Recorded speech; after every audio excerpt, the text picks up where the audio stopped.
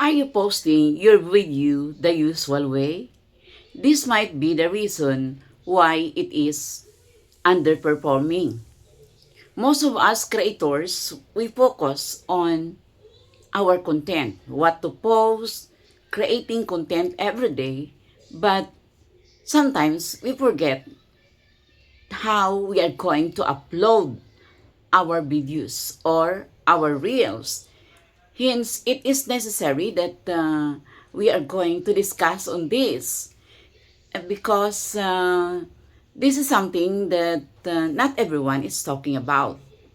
Uploading your video through your nice job notification or through your achievements badges like what we have the 1K. You can click on the create reel for your another posting since it will have greater potentialities and possibilities that it would be earning the same more views and automatically more engagement as well as more earnings. This way of uploading through the nice job and achievement badges can actually give your content better chance or opportunity as starting push. Why?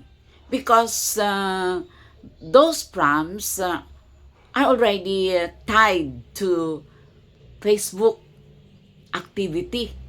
When you post through your nice job and achievement badges like 1K reel, you are aligning your content with the positive signals the systems already values, such as consistency, milestone, and creator progress.